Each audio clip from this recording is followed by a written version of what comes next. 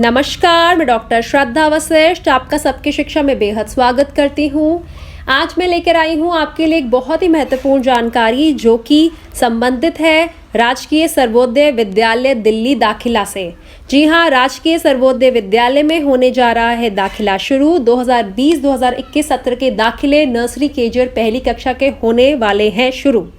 तो क्या है इस दाखिले संबंधित संपूर्ण जानकारी हम आपको अभी देने जा रहे हैं इस वीडियो के माध्यम से।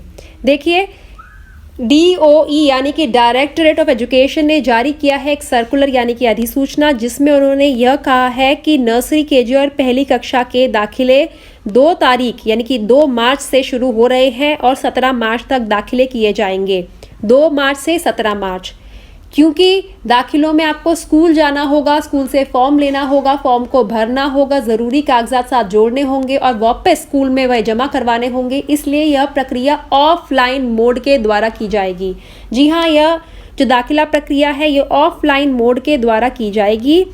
इसका मतलब ये है कि जिस भी राजकीय सर्वोदय विद्यालय में आप अपने बच्चे का दाखिला करवाना चाहते हैं, आप उस विद्यालय में जाएंगे, वहाँ से फॉर्म को लेंगे। आपको फॉर्म बिल्कुल मुफ्त मिलेगा और आप फॉर्म को घर में बैठकर बहुत ही आराम से भरेंगे, जल्दबाजी नहीं करेंगे। जो भी लिखेंगे साफ साफ हैंड राइटिंग, आपकी लिखाई बिल्कुल साफ होगी ताकि जो फॉर्म पढ़े उसे समझ आए आपने क्या जानकारी लिखी है, और साथ ही साथ जानकारी सही भरेंगे। कई बार जल्दबाजी में हम जानकारी गलत भर देते हैं, जिसकी वजह से हमारे बच्चे का दाखिला हो के भी नहीं हो पाता है, मतलब कि दाखिला रद्द हो जाता है, मतलब कि कैंसिल हो जाता है।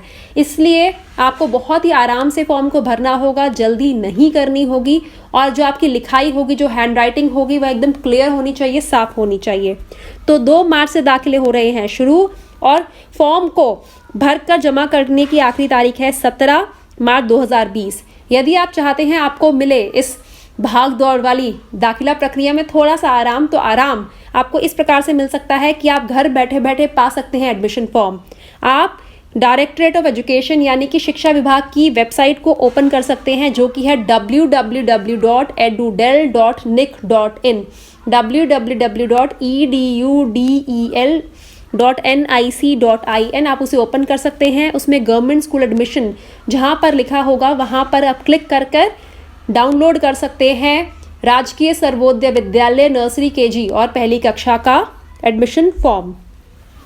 साफ साफ शब्दों में इस नोटिफिकेशन में यह कहा गया है कि अगर फॉर्म आप पूरा भरेंगे और जमा करवाएंगे तभी ही आपके बच्चे का दाखिला हो सकता है। यदि फॉर्म आधा अधूरा हुआ, फॉर्म आधा भरा हुआ है या फिर फॉर्म किसी तरह से अधूरा रह गया आपसे, तो ऐसी स्थिति में बच्चों को दाखिला नहीं मिल पाएगा। तो आपको फॉर्म मिल सकता है या फिर आप जमा करवा सकते हैं। फॉर्म को लेने या फिर जमा करवाने का एक समय है। आप 2 तारीख से 17 तारीख के बीच में अगर सुबह की शिफ्ट वाले स्कूल में अपने बच्चे का दाखिला करवाना चाहते हैं, सुबह पाली वाले स्कूल में अपने बच्चे का दाखिला करवाना चाहते हैं, तो 8:30 से सुबह 11:30 बजे ही आप स्कूल जा सकते हैं, और या फिर तो फॉर्म ले सकते हैं या फिर आप फॉर्म जमा करवा सकते हैं। सुबह 8:30 से 11:30 बजे तक ही आप फॉर्म को जमा करवा सकते हैं। और अगर आप इवनिंग शिफ्ट वाले राजकीय सर्वोदय विद्यालय में अपने बच्चे का दाखिला करवाना चाहते हैं, तो 2:30 बजे से 5:30 बजे तक दाखिला प्रक्रिया के लिए आप स्कूल जा सकते हैं। मैं फिर से बताना चाहूँगी, यदि आप दाखिला प्रक्रिया के संबंध में अपने घर के पास के राजकीय सर्वोदय विद्यालय जाना चाहते हैं तो 8:30 से 11:30 के बीच में ही जाएं, क्योंकि स्कूल वाले 11:30 बजे के बाद या 8:30 बजे से पहले आपसे इस विषय में बातचीत नहीं करेंगे। और अगर आप शाम की शिफ्ट वाले स्कूल में अपने बच्चे का दाखिला करवाना चाहते हैं तो दोपहर के 2:30 बजे से शाम के 5:30 बजे के बीच ही जाएं। साथ ही इस जो सर्कुलर है यानी कि नोटिफिकेशन है यानी कि अधिसूचना है, उसमें बहुत ही साफ शब्दों में बताया गया है कि उन बच्चों को अपने घर के करीबी राजकीय सर्वोदय विद्यालय में पढ़ने का मौका मिल सकता है जो कि 1 किलोमीटर की दूरी में रहते हैं। यानी कि स्कूल से घर की दूरी यदि 1 किलोमीटर है तो आप उस राजकीय सर्वोदय विद्यालय में ज़रूर अप्लाई करें, आपके बच्चे को दाखिले का मौका मिल सकता है। लेकिन बहुत बार ऐसा भी होता है कि आपके घर के पास 1 किलोमीटर के दायरे में राजकीय सर्वोदय विद्यालय नहीं है, तो ऐसी स्थिति में 3 किलोमीटर के दायरे में जितने राजकीय सर्वोदय विद्यालय हैं उनमें से आप किसी में भी अप्लाई कर सकते हैं। एक में या एक से ज़्यादा में आप अप्लाई कर सकते हैं। और अगर 3 किलोमीटर के दायरे में भी नहीं है तो 6 किलोमीटर के दायरे में भी आप देख सकते हैं। अब आई बात कागजात की कि कौन से कागजात की ज़रूरत है दाखिले के लिए। तो मैं आपको कागजात बताऊंगी। कागजात ज़्यादातर सभी दाखिला प्रक्रिया के लिए 3 प्रकार के ही चाहिए होते हैं। एक चाहिए होता है बच्चे का जन्म का प्रमाण पत्र, यानी कि जिस बच्चे का दाखिला होगा उसका बर्थ सर्टिफिकेट। दूसरा चाहिए होता है घर के पते का प्रमाण पत्र। तीसरा बच्चे की फ़ोटो चाहिए होती है पासपोर्ट साइज़। तो इसमें भी यही 3 कागजात चाहिए। बहुत आसान है। अगर आपके पास बच्चे का MCD द्वारा जारी किया गया बर्थ सर्टिफिकेट है तो आप उसका इस्तेमाल कर सकते हैं एज बर्थ सर्टिफिकेट, यानी कि जन्म के प्रमाण पत्र के रूप में, या फिर कोई और लोकल बॉडी के द्वारा इशू किया गया बर्थ सर्टिफिकेट। अगर आपके पास यह नहीं है तो आपको चिंता करने की ज़रूरत नहीं है। आंगनवाड़ी का कोई भी रिकॉर्ड जिसमें बच्चे के जन्म तिथि लिखी हो आप उसका भी इस्तेमाल कर सकते हैं। और या फिर अगर आपके पास अस्पताल के द्वारा या नर्स के द्वारा, मतलब दाई के द्वारा कोई आपके पास ऐसा कागज़ पत्री है जिसमें बच्चे के जन्म तिथि लिखी है तो आप उसका भी इस्तेमाल कर सकते हैं। अगर इनमें से कुछ भी नहीं है आपके पास तो बहुत आसान है, आप एक लिखित घोषणा पत्र दे सकते हैं जिसमें माता पिता द्वारा यह दिया जाएगा लिखकर कि भाई हमारे अनुसार हमारे बच्चे की जन्म तिथि यह है और हम आज के बाद बच्चे की जन्म तिथि में बदलाव की कोशिश नहीं करेंगे। मतलब कि हमारी तरफ से फाइनल डेट है, हमारे पास कोई कागजात नहीं है बच्चे के जन्म से संबंधित, लेकिन हमें याद है कि इस महीने की इस तारीख को और इस वर्ष में हमारा बच्चा पैदा हुआ था और ये हमारी तरफ से फाइनल डेट है। आज के बाद से हम इस जन्म तिथि में कोई बदलाव नहीं लाएंगे। तो इन चारों में से कोई भी एक कागजात क्या इस्तेमाल कर सकते हैं बच्चे के जन्म के प्रमाण पत्र के रूप में, यानी कि एज बर्थ डॉक्यूमेंट। अब दूसरा एक आपको चाहिए बच्चे का पासपोर्ट साइज फ़ोटो। एक पासपोर्ट साइज फ़ोटो जो छोटी सी फ़ोटो होती है वह आपको अच्छी सी बच्चे की पासपोर्ट साइज़ खिंचवा ले फ़ोटो। मतलब आमतौर पर 20-30 रुपए की काफ़ी सारी खिंच जाती हैं, आप ढेर सारी खिंचवा के रख लें, अलग अलग जगह अप्लाई करने में भी काम आएंगे और वैसे भी अच्छा होता है बच्चे की फ़ोटो होती है। मैं हमेशा अपने जो मेरा एक छोटा सा पैसों वाला पर्स है जो अपने हैंडबैग में रखती हूँ, मेरे बच्चे की पासपोर्ट साइज़ फ़ोटो हमेशा उसमें रहती है और जब भी मैं अपना पर्स खोलती हूँ मुझे मेरे बच्चे की फ़ोटो दिखती है तो मुझे बहुत अच्छा लगता है। तो कहने का मतलब ये है कि बच्चे की फ़ोटो अगर आपके पास होंगी तो आपको अच्छा लगेगा और बच्चा आपको इस तरह के कामों में, जो सरकारी काम होते हैं जिनमें फॉर्म भरना है या किसी और तरह का फॉर्म भरेंगे, दाखिले संबंधित हो सकता है आगे आपको बच्चे की स्कॉलरशिप वगैरह के फॉर्म भर रहे हो तो उसमें भी आपकी पासपोर्ट साइज फ़ोटो काम में आएगी। तीसरा डॉक्यूमेंट चाहिए घर के पते का प्रमाण पत्र, यानी कि रेजिडेंस प्रूफ। रेजिडेंस प्रूफ में आपके पास ढेर सारे ऑप्शन हैं, उन ढेर सारे ऑप्शन में किसी एक रेजिडेंस प्रूफ का इस्तेमाल आप कर सकते हैं। कोई भी एक डॉक्यूमेंट का इस्तेमाल कर सकते हैं जो घर के पते के प्रमाण पत्र के रूप में और वह दाखिले के लिए आप इस्तेमाल में ला सकते हैं। एक है राशन कार्ड का इस्तेमाल कर सकते हैं जो माता या पिता के नाम का हो, लेकिन याद रखिएगा एक सवाल जो मुझसे बहुत लोग करते हैं कि इसमें हमारे राशन कार्ड में बच्चे का नाम नहीं है तो क्या वह चलेगा?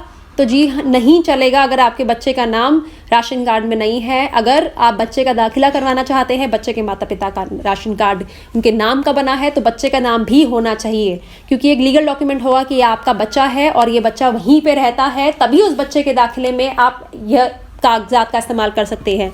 या फिर आपके पास अधिवास सर्टिफिकेट हो या डोमिसाइल सर्टिफिकेट हो बच्चे के नाम का या माता के नाम का या पिता के नाम का, या फिर आपके पास वोटर आई कार्ड हो माता के नाम का या पिता के नाम का, बिजली का बिल हो, पानी का बिल हो या MTNL बिल हो। आपके पास बैंक पासबुक तो होगी ही, बैंक पासबुक हो अगर बच्चे के नाम की, माता के नाम की या पिता के नाम की, उसका भी इस्तेमाल आप कर सकते हैं। या फिर आधार कार्ड हो बच्चे के नाम का, माता के नाम का या पिता के नाम का, पासपोर्ट हो बच्चे के नाम का, माता के नाम का या पिता के नाम का, उसका भी इस्तेमाल किया जा सकता है दाखिले के लिए जो कागजात देने हैं स्कूल में उसके लिए। साथ ही साथ इस फॉर्म में इस नोटिफिकेशन में बहुत अच्छे तरीके से कहा गया है, साफ शब्दों में कहा गया है कि किसी भी दिव्यांग बच्चे को, डेस्टिट्यूट बच्चे को, रिफ्यूजी बच्चे को, asylum Sikar, homeless, migrant, orphan child को दाखिले से मना नहीं किया जाएगा अगर उसके पास किसी कागजात की कमी है जब एडमिशन के समय। ऐसे में उन्हें मौका दिया जाएगा 30 दिन का जिसमें वह यह कागजात पूरे कर सके। अब ज़रूरी है जानना कि ड्रॉ किस दिन होगा। ड्रॉ होगा 21 तारीख को सुबह 11 बजे मॉर्निंग शिफ्ट में जिस स्कूल में आपने अप्लाई करा है। अगर सुबह वाले शिफ्ट में तो सुबह वाले शिफ्ट में 11 बजे होगा, और अगर आपने शाम वाले शिफ्ट में अपने बच्चे का अप्लाई करा, शाम वाली पाली में अप्लाई करा है तो इस राजकीय सर्वोदय विद्यालय में 3 बजे होगा ड्रॉ। लेकिन आपके लिए ये जानना ज़रूरी नहीं है कि ड्रॉ कितने बजे, ड्रॉ कौन सी तारीख को होगा। आपके लिए जानना ज़रूरी है कि रिजल्ट किस दिन वो निकालेंगे। रिजल्ट निकलेगा 23 तारीख को। अभी उसकी जानकारी मैं आपको वो भी देने वाली हूँ, लेकिन उससे पहले मैं आपको बताने वाली हूँ एज की, उम्र क्या होनी चाहिए। उम्र क्या होनी चाहिए दाखिले की? उम्र होनी चाहिए बच्चे की दाखिले की, नर्सरी क्लास की उम्र होनी चाहिए 3 साल, केजी की बच्चे की उम्र होनी चाहिए 4 साल, क्लास पहली की होनी चाहिए 5 साल। मतलब कि अगर नर्सरी में आपका बच्चा दाखिला लेने जा रहा है तो कम से कम 3 वर्ष का होना चाहिए बच्चा। 1 अप्रैल 2016 से 31 मार्च 2017 के बीच में उसका जन्म तिथि होनी चाहिए। केजी में दाखिले के लिए कम से कम उम्र होनी चाहिए 4 साल। 1 अप्रैल 2015 से 31 मार्च 2016 के बीच में उसकी जन्म तिथि होनी चाहिए। कक्षा पहली बच्चा दाखिला लेने जा रहा है तो उसकी उम्र होनी चाहिए 5 साल। 1 अप्रैल 2014 से 31 मार्च 2015 के बीच में बच्चे की जन्म तिथि होनी चाहिए। और अगर बच्चे की जन्म तिथि में न्यूनतम अधिकतम में 30 दिन का अंतर आ रहा हो, 30 दिन की आपको मुश्किल पड़ रही हो, मान लीजिए बच्चा मार्च में जन्मा है और न्यूनतम उम्र से कुछ दिन का फ़र्क आ रहा है, या फिर बच्चे का बच्चा या फिर बच्चे का अप्रैल का बर्थ है और बच्चे की अधिकतम उम्र से थोड़ा सा ज़्यादा बड़ा है, कुछ दिन बड़ा है, तो ऐसे में आप स्कूल के प्रिंसिपल से बात करें, वो 30 दिन तक की छूट दे सकती हैं। अब जो मैंने आपको पहले भी कहा था कि ड्रॉ जो हो रहा था 21 तारीख को मॉर्निंग वाले शिफ्ट्स में जो स्कूल में हैं, मॉर्निंग वाले स्कूल्स तो उन्हें 11 बजे और दोपहर शाम वाले स्कूल्स में 3 बजे। लेकिन आपके लिए ये जानना ज़रूरी नहीं कि ड्रॉ कब हो रहा है, आपके लिए जानना ज़रूरी है कि लिस्ट कब लगाएंगे स्कूल वाले बच्चों की। तो लिस्ट स्कूल के नोटिस बोर्ड पे आमतौर पर स्कूल के बाहर गेट पे लगा दी जाती है। जो सुबह वाले स्कूल्स हैं उनमें 11 बजे सुबह लगेगी और जो शाम वाले स्कूल हैं उनमें 3 बजे लगेगी। याद रखिएगा 23 तारीख को 11 बजे स्कूल्स में लिस्ट लगेगी जो सुबह वाले स्कूल हैं, और 3 बजे शाम वाले इवनिंग शिफ्ट्स वाले स्कूल्स में लगेगी। बिल्कुल उसके अगले दिन यानी कि 23 मार्च को लिस्ट निकल रही है, तो 24 मार्च से दाखिला शुरू हो जाएगा। 24 मार्च से 28 मार्च तक 24 to 28 एडमिशन प्रोसीजर कंप्लीट हो जाएगा फर्स्ट लिस्ट का। लेकिन इसके बाद भी अगर सीट खाली बचती हैं तो वेटिंग लिस्ट में जिन बच्चों का नाम आया है उन्हें मौका मिलेगा। 30 मार्च और 31 मार्च को उन बच्चों का भी हो जाएगा दाखिला और 1 अप्रैल से हो जाएगा सत्र शुरू। न्यू ईयर बच्चों का पढ़ाई का, न्यू एकेडमिक ईयर बच्चों का हो जाएगा शुरू, जिसमें नर्सरी, केजी और कक्षा पहली को मौका दिया जाएगा। बच्चे आगे बढ़ेंगे तो अगला साल अपना शुरू करेंगे। अब बहुत ही इम्पॉर्टेंट पॉइंट है कि आरक्षण किन कैटेगरीज के बच्चों को मिलेगा, जो कि जानना बहुत ज़रूरी है। तो आरक्षण में साफ साफ शब्दों में कहा गया है 15% यानी कि 15% सीट्स आरक्षित की जाएंगी शेड्यूल कास्ट अनुसूचित जाति वाले बच्चों को, 7.5 शेड्यूल ट्राइब अनुसूचित जनजाति वाले बच्चों को, 3% दिव्यांग बच्चे, 2% बच्चों को जो जिनके माता पिता डायरेक्टरेट ऑफ एजुकेशन या शिक्षा विभाग में काम करते हैं, 1% मिनिस्ट्रियल स्टाफ को और 1% टीचर्स के बच्चों को। तो यह है कुछ कुल रिजर्वेशन। और अगर ये कुल रिजर्वेशन कितना है मैं काउंट करती हूँ, 22.5, 26.5, 28.5, 29, 30, 30.5% रिजर्वेशन है और बाकी सीट्स जनरल कैटेगरी के लिए रिजर्व्ड है। तो मैं एक बार जल्दी से आपको फिर से बता देती हूँ कि मैंने पूरी अधिसूचना में क्या क्या बताया है। सबसे पहले मैं आपको बताऊंगी कि इसमें अधिसूचना में यानी कि इस नोटिफिकेशन में बताया गया है कि एडमिशन शुरू होने वाला है नर्सरी, केजी और पहली क्लास का राजकीय सर्वोदय विद्यालय में 2 मार्च से 17 मार्च के बीच में। आप स्कूल में जा सकते हैं, फॉर्म ले सकते हैं, फॉर्म को भर सकते हैं, ज़रूरी कागजात साथ जोड़ेंगे और फॉर्म को जमा करवा देंगे। ये सारा प्रक्रिया 2 से 17 मार्च के बीच में होगी। अगर आप चाहें तो आप एडुडेल की वेबसाइट www.edudel.nic.in की वेबसाइट पर भी जा सकते हैं और गवर्नमेंट स्कूल एडमिशन्स पर क्लिक कर भी फॉर्म को डाउनलोड कर सकते हैं।